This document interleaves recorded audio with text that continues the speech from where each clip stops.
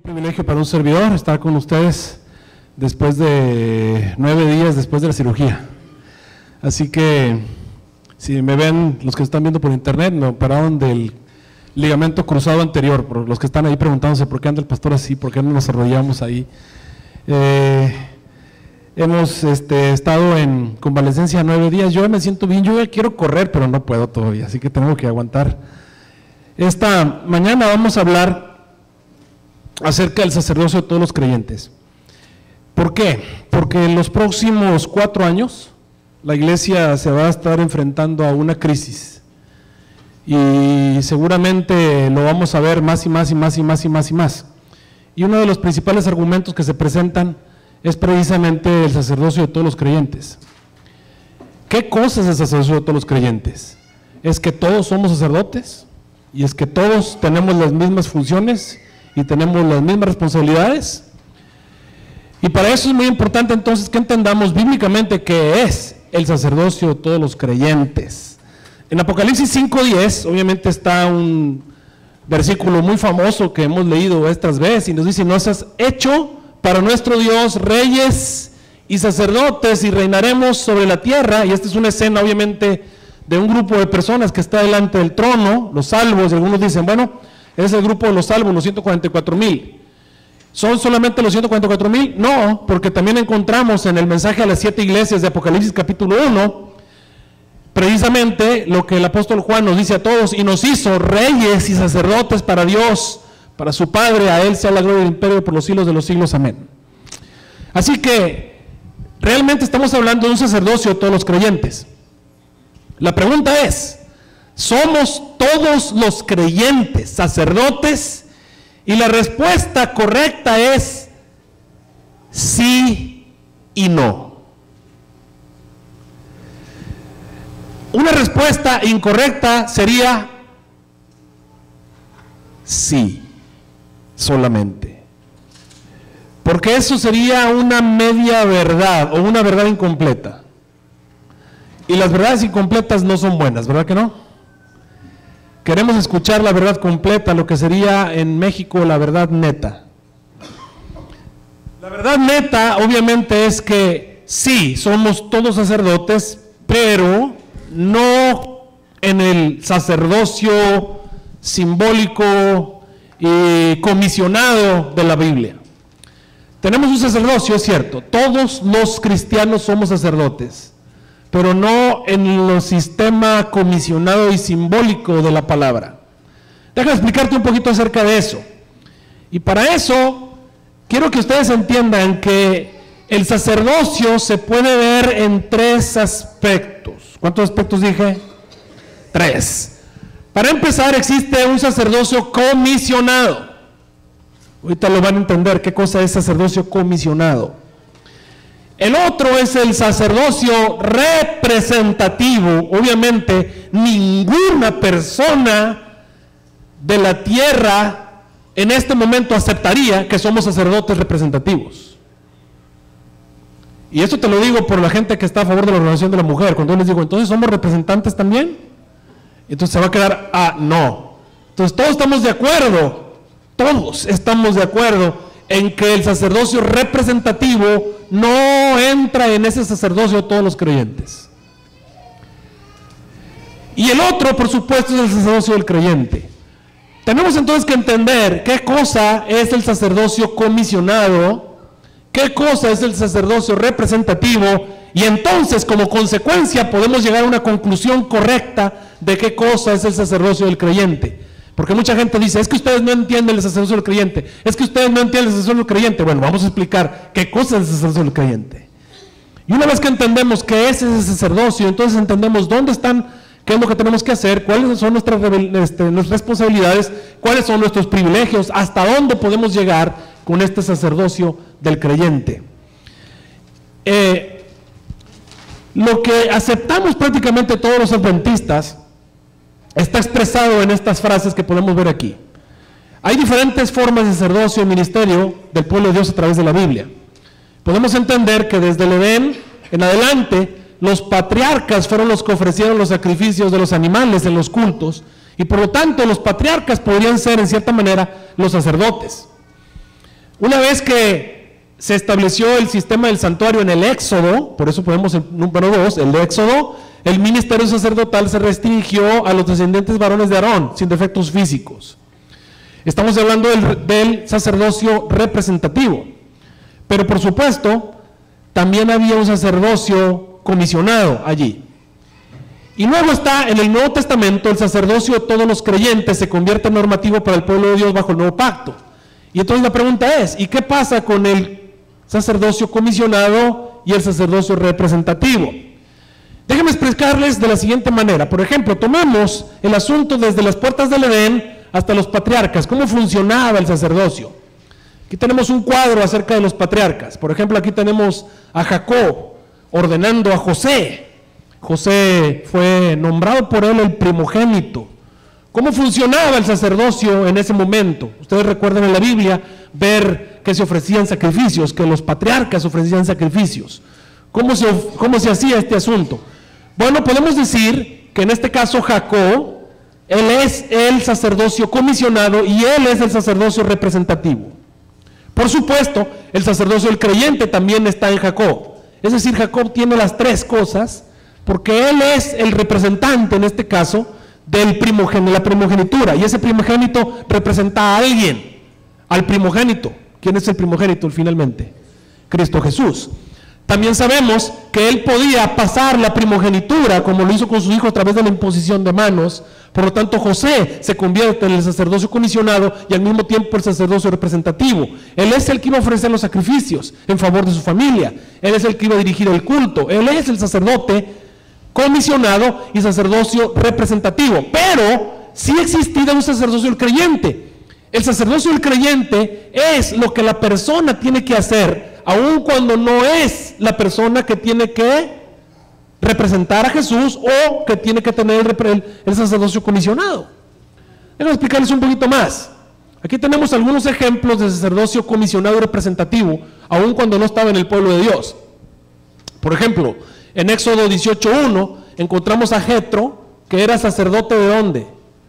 De Madián. Y tenemos por supuesto a Melquisedec, que era el rey de Salem, era sacerdote del Dios Altísimo, al cual recibió los diezmos de Abraham. Ahora, tanto Jetro como Melquisedec eran sacerdotes, representantes, y sabemos bíblicamente que Melquisedec representa ¿a quién finalmente? A Cristo Jesús. O sea, Melquisedec era un representante, un sacerdocio representativo, un sacerdocio comisionado, bíblicamente establecido. Eso es básicamente lo que estamos tratando de presentar.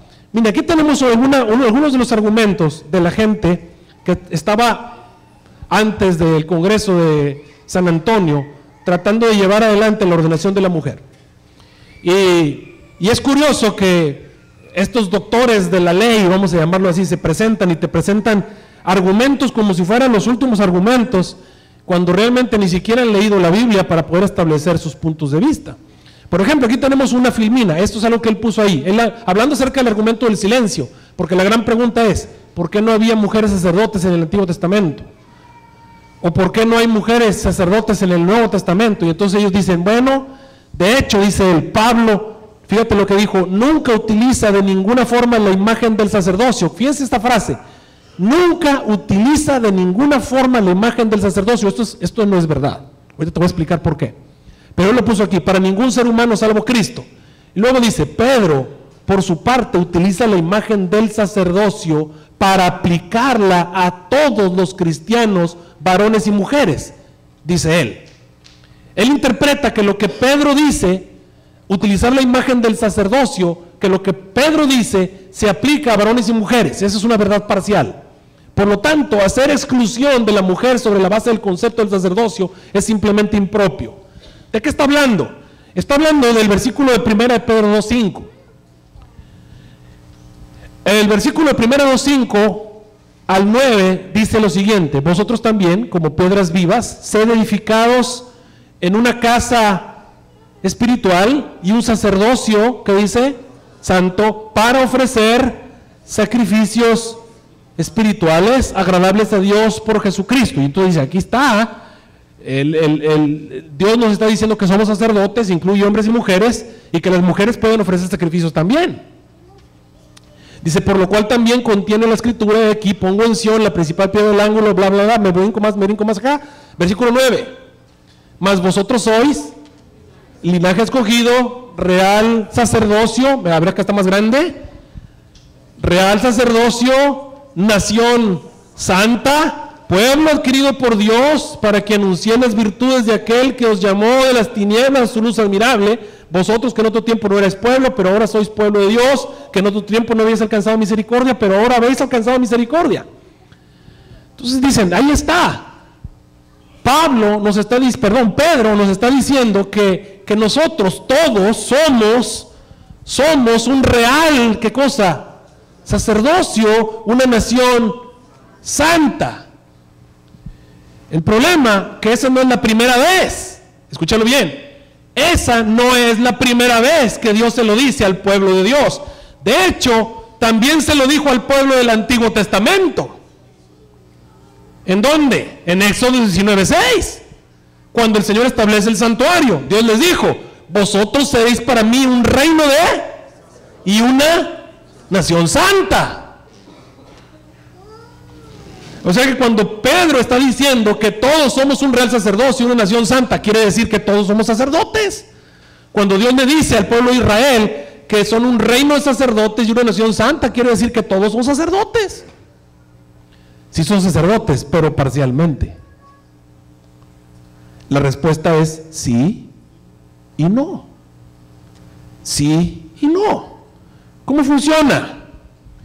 Bueno, para empezar, todos eran sacerdotes en el sacerdocio del sacerdocio del creyente. Sí, todos somos sacerdotes en el sacerdocio del creyente. Pero, tal y como lo presentaba el santuario, había otros tipos de sacerdocio. Estaba el sacerdocio representativo, del que solamente Aarón y sus descendientes podían participar. Y estaba el sacerdocio comisionado, que era el resto de los levitas solamente, y estos levitas solamente para ayudar en los asuntos del santuario. Mira cómo lo expresa la hermana White. Esto está en Cristo en su santuario, capítulo del sacerdote y su vestimenta. Dice así: en virtud de las instrucciones divinas se apartó a la tribu de Leví para el servicio del santuario. En tiempos anteriores, cada hombre había sido sacerdote en su propia... Ahora, ¿quién era? ¿Cada qué?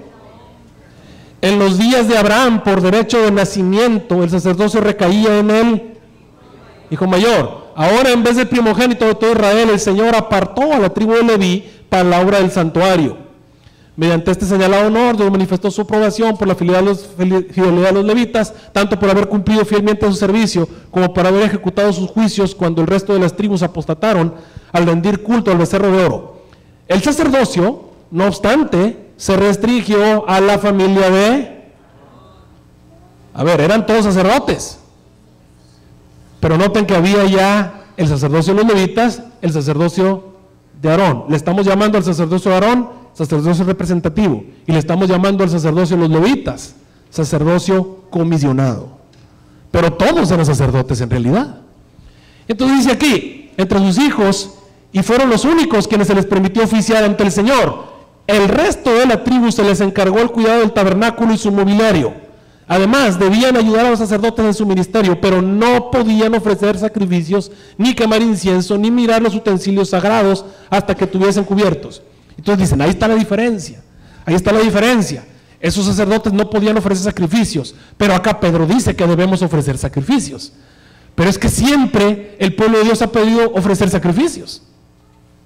Siempre con el sacerdocio del creyente hemos podido ofrecer sacrificios. De hecho, el Salmo 51:16, que es muy famoso, el mismo David dice, porque no quiere sacrificio que yo lo daría, no quieres holocausto. Los sacrificios de Dios son ¿qué cosa? Y eso lo podemos hacer todos, ¿estamos de acuerdo? Entonces el creyente puede ofrecer sacrificios a Dios. Por eso dice ahí, al corazón contrito y humillado no despreciarás tú, oh Dios. Ahora regresemos a los argumentos de estos teólogos. Aquí está otro de los argumentos que él presenta, y él dice, los hechos del Nuevo Testamento señalan que en ninguna parte el don pastor maestro es vinculado con el sacerdocio del Antiguo Testamento. un teólogo muy reconocido, muy famoso en la iglesia, dice, es que el modelo del ministerio pastoral no está basado en el modelo del sacerdocio. Lo que está diciendo es que en ninguna parte el don pastor maestro se vincula con el sacerdocio, eso dice él. Y luego aquí pone, el único que habla del pastor maestro es Pablo, y nunca Pablo vincula el don del pastorado con el sacerdocio. Eso es una mentirotototota. Y tú dices, ¿qué? Sí, es una gran mentira. Es una gran mentira. ¿Por qué? Porque Pablo lo vincula. Claro que sí. ¿Dónde? Pues aquí, en 1 Corintios 9:13. Mira lo que dice Pablo.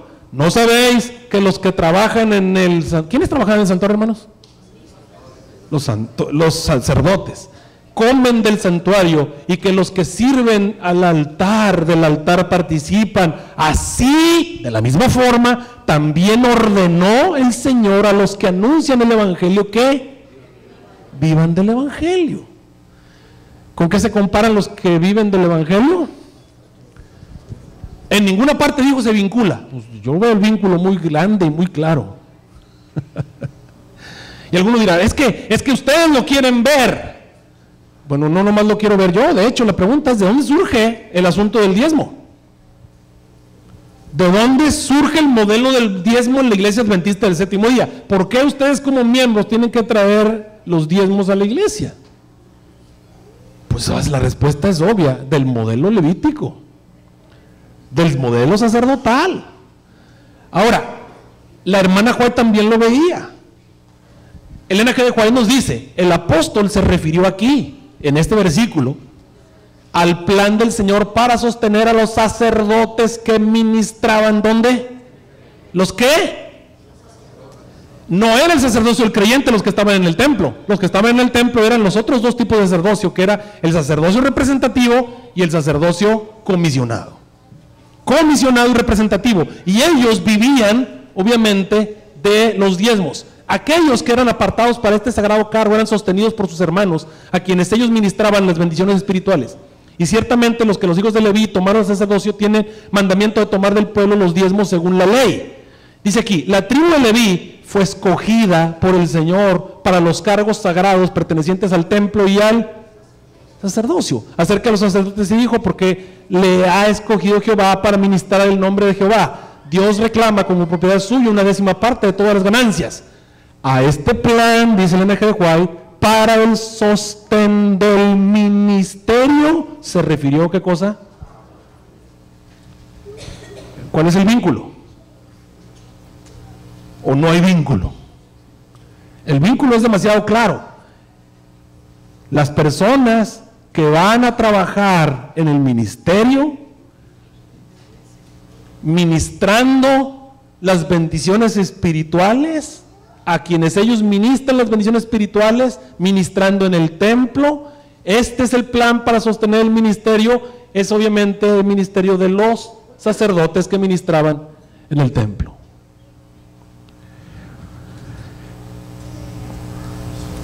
Y entonces, ¿qué cosa es el sacerdocio de los creyentes? ¿Qué es el sacerdocio del que tú y yo realmente podemos participar como miembros normales de la iglesia, como cristianos normales? Bueno, básicamente lo que podemos decir es que el concepto del servicio encierra lo que es el ministerio del creyente, o lo que es el sacerdocio del creyente. Dios nos ha dotado para servir. Dios nos ha dotado para servir. ¿Cuándo ocurrió eso? Bueno, para empezar, todos sabemos lo que ocurrió en Hechos capítulo 2. El Espíritu Santo fue derramado, aparecieron lenguas de fuego en las cabezas de todos los creyentes, y de esa manera se dio a entender que todos tenían al Espíritu Santo. Ahora, de acuerdo al apóstol Pablo, el Espíritu Santo utiliza nuestros cuerpos como su templo. Dice aquí, ¿o ignoráis que vuestro cuerpo es qué cosa? Templo del Espíritu Santo, el cual está en vosotros, el cual tenéis de Dios, y que no sois vuestros, porque comprados sois por precio. Glorificad pues a Dios en vuestro cuerpo y en vuestro espíritu, los cuales son de Dios. Todos tenemos un templo al cual tenemos que administrar, y el templo que tenemos es tu propio cuerpo. En ese aspecto, el Espíritu Santo mora en ti y tú eres responsable de ministrar ese templo.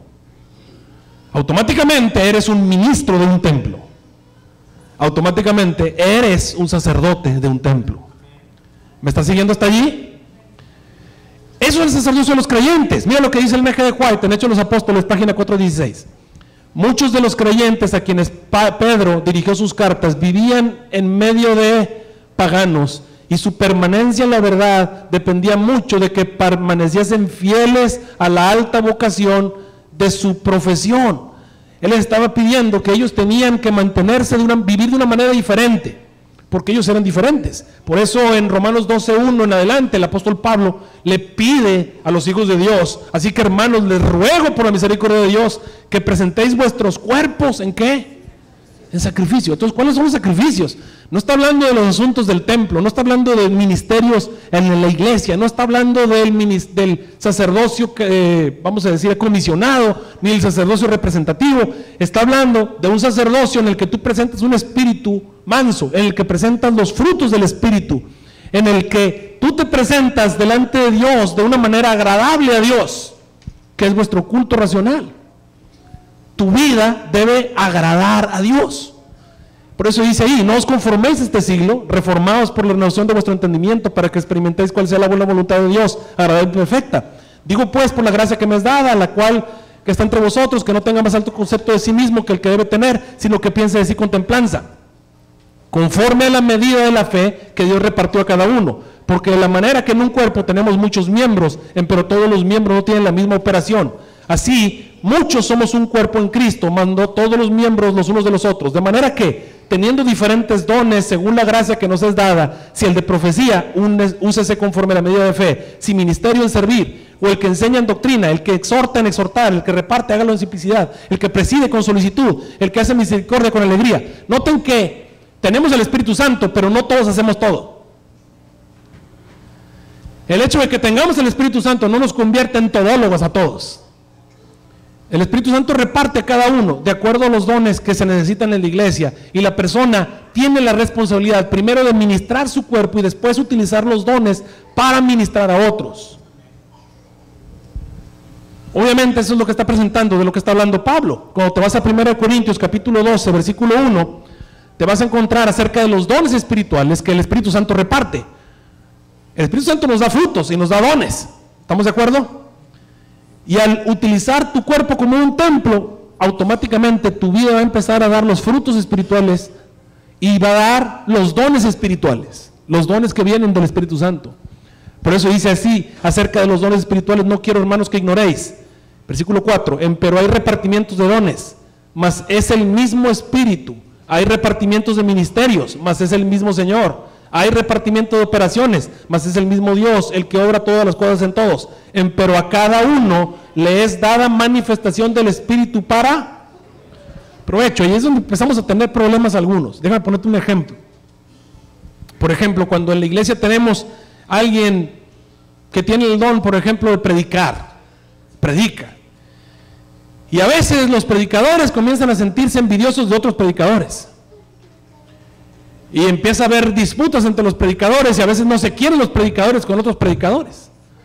Cuando en realidad deberías entender, por ejemplo, yo predico, pero es difícil para mí predicarme a mí mismo.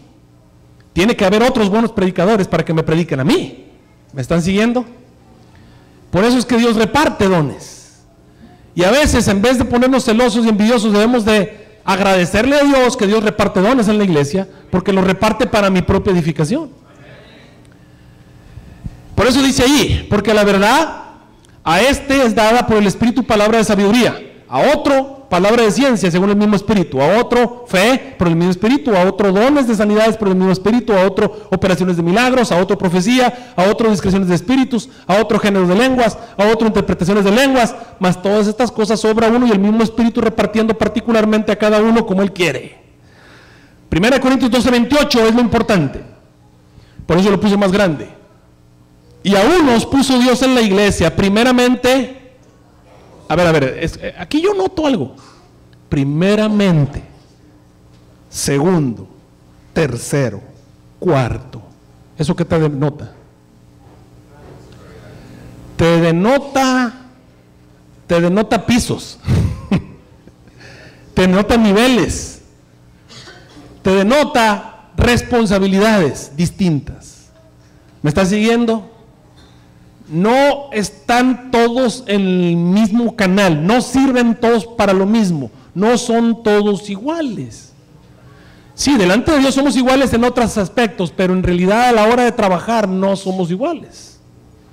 Dice ahí, y aún nos puso Dios en la iglesia primeramente apóstoles, luego profetas, los terceros doctores, luego facultades, luego dones de sanidades, ayudas, gobernaciones, género de lenguas. Noten, al final vienen los dones están en un mismo nivel: sanidades, ayudas, gobernaciones, géneros, lenguas. Recuerden que los dones fueron dados para edificación de la iglesia.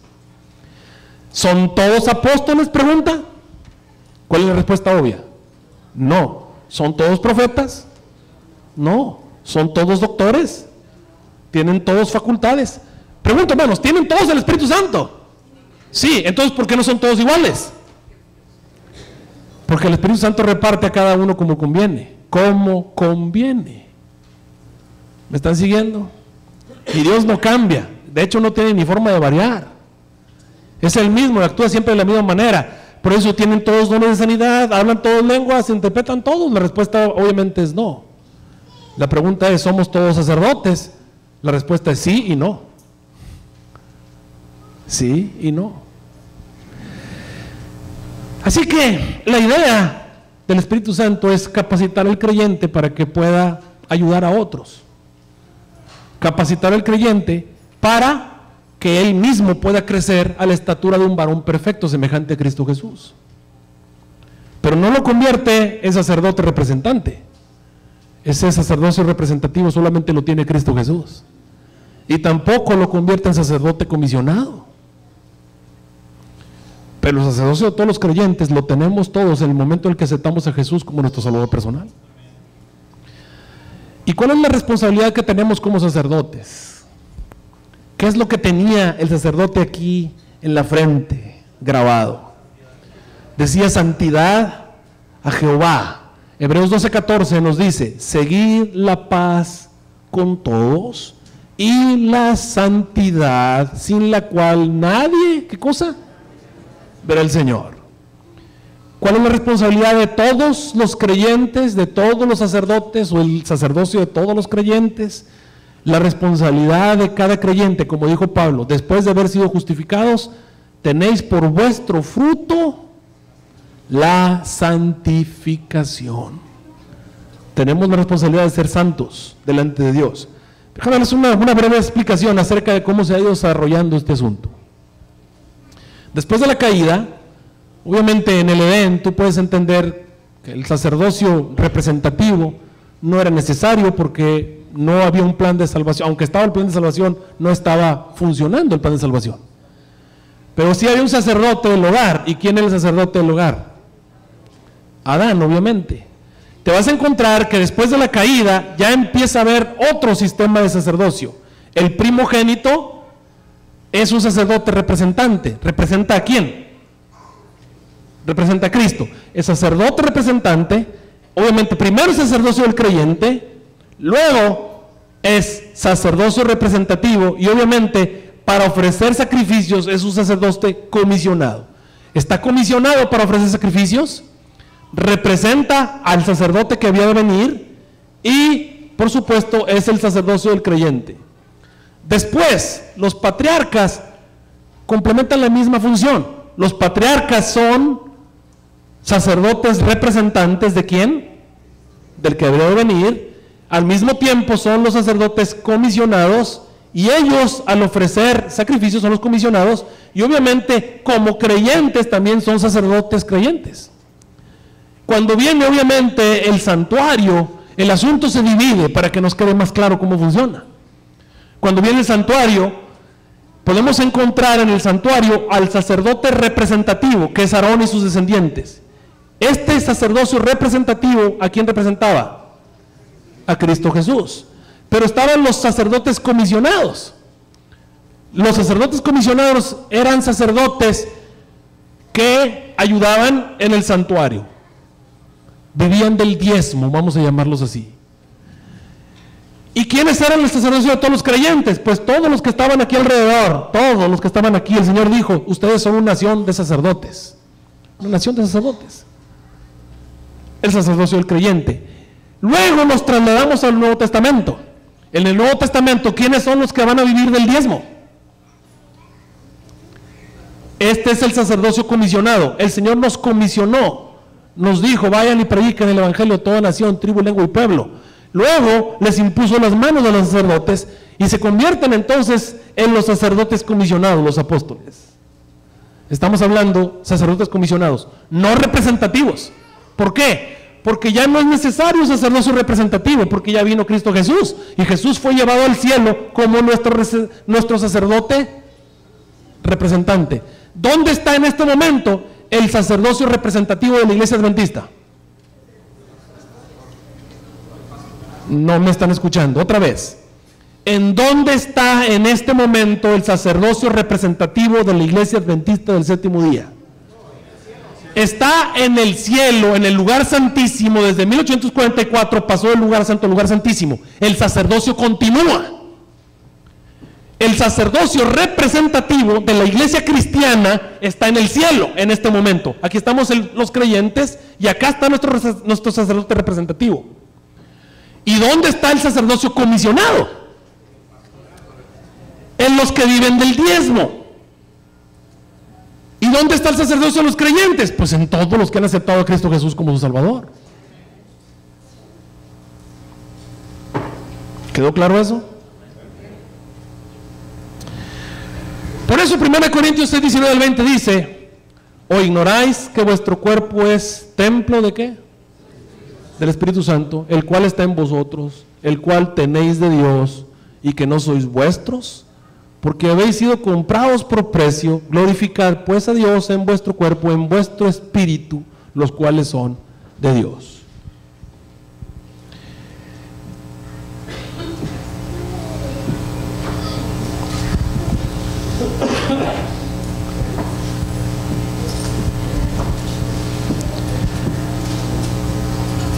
¿Qué se hace con todo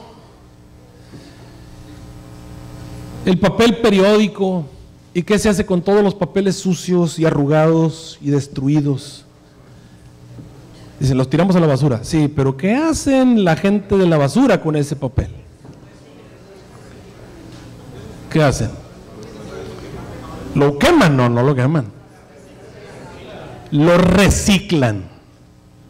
Yo no sé si alguna vez ustedes han estado en una fábrica de papel, pero es curioso ver todos esos papeles arrugados que tú puedes pensar que no sirven para nada, que han sido pisoteados y que han sido arruinados y que están totalmente destruidos.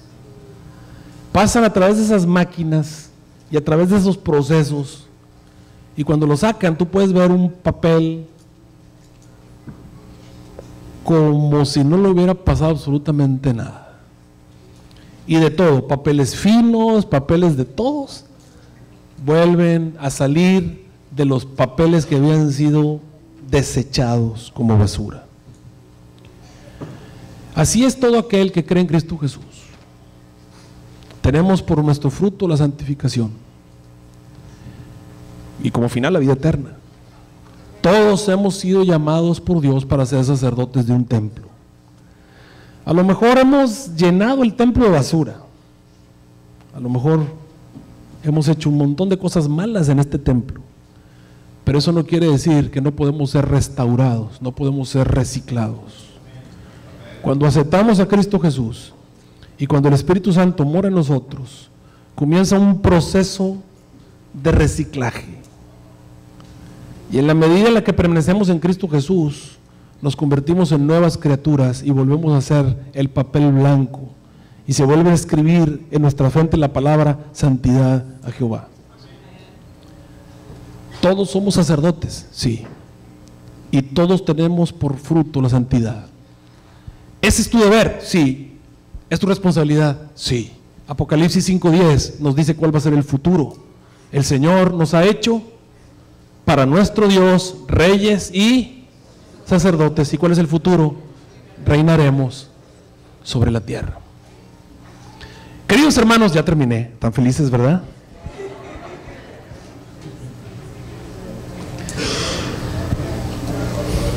Quiero hacerte una pregunta. ¿Cuántos queremos cuidar este templo? Cuidar este templo de tal manera que nuestro Dios se sienta orgulloso. ¿Estás dispuesto a ofrecer este templo, ofrecer tu vida en sacrificio santo, agradable a Dios, que es tu culto racional? ¿Estás dispuesto a hacerlo? ¿Por qué no te pones de pie y se lo dices tú mismo al Señor?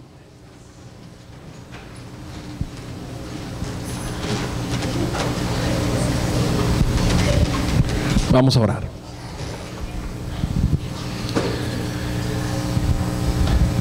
Te agradecemos, nuestro Dios y nuestro Padre Celestial, porque a pesar de que somos pecadores, no nos abandonaste a nuestra miseria. Nos llamaste de las tinieblas a tu luz admirable y nos has permitido ser reyes y sacerdotes para nuestro Dios y para su reino. Gracias, Señor, por la gloriosa esperanza que tenemos. Queremos entregarnos completamente a ti hoy. Cámbianos, Señor, transfórmanos, recíclanos con tu poder, para que estos papeles llenos de suciedad se conviertan en papeles de victoria, de honra, de gloria. Permite que cada una de las personas que se encuentran aquí sean utilizados por el Espíritu Santo plenamente para edificación de los creyentes, de tal manera que tu iglesia sea una iglesia gloriosa, una iglesia que refleje el carácter de Cristo Jesús y prepare a otros para tu pronta venida. Bendice a estos hijos tuyos, los pongo en tus manos, en el nombre de Cristo Jesús. Amén.